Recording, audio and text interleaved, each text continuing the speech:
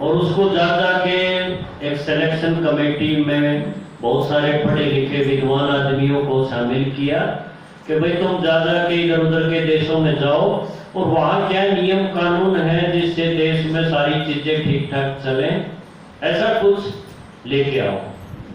और आपको पता होगा वो पुस्तक तैयार हुई जिसको आज हम भारत का संविधान बोलते हैं।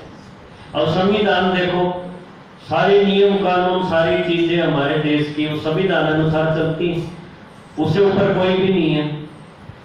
तो बाबा ने कहा कि ये जो समय है ये सृष्टि का आदि काल है। आप बोलोगे आदि, आदि माने शुरू का समय है, लेकिन ये शुरू का है क्या? ये तो आखिरी का है।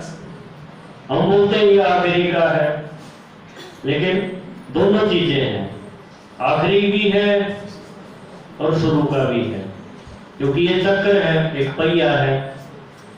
तो पहिए का जो चक्र है उसमें अंत और आदि एक जगह पे मिलेंगे। तो बाबा ने कहा कि ये आदि का समय है और तुम आत्माएं आज जो करोगे, जो भी कर्म करोगे, वो बाद में 5000 साल तक यानी पूरे चक्र तक उसको एग्जाम्पल के रूप में देखा जाएगा।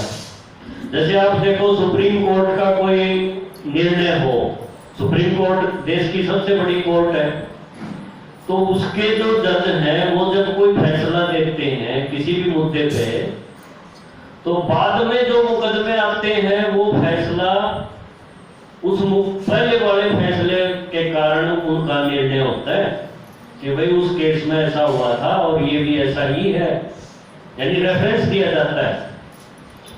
तो मम्मा ने इस चीज को समझा कि मैं जो भी आज करूंगी वो 5000 साल तक एक एग्जाम्पल बनेगा दुनिया के लोगों के लिए।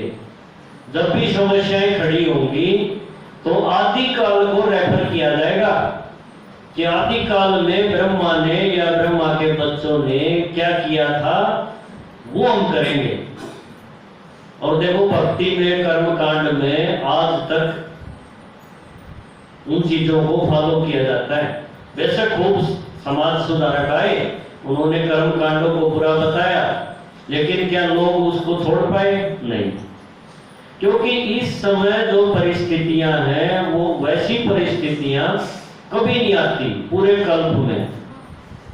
अभी सबसे विकराल आएंगी, भयंकर जिसको कहेंगे, संबंधों की भी, शरीर की बीमारियों की भी, आपस के युद्धों की भी, प्रकृति की भी, सब तरह की आएंगी। तो इस समय जो जैसा स्टैंड देगा, सामना करेगा, जो शक्ति यूज करेगा, वो पूरे कल्प के लिए, नई दुनिया के लिए एक नियम के रूप में, एक विधान के रूप में आएगी। सारी दुनिया उसको फॉलो करेगी। और इतनी स्मृति जिसको आ जाए कि मैं कौन सी आत्मा हूं, कि मुझे 5000 साल तक ये करोड़ों आत्माएं, वर्ल्ड की करोड़ों आत्माएं, 700 करोड़ आत्माएं मेरी जिंदगी से, मेरे इस कर्म से रेफर कर करके अपने कर्मों पे असर डालेंगी, यानी उनको चेंज करेंगी, एक विधान बनेगा। तो आप देखो उसके अंदर ये सारी शक्तियां, ये सारे गुण, ये सारी विशेषताएं जो आज हमने सुनी मम्मा के बारे में, ऑटोमेटिक आएंगी।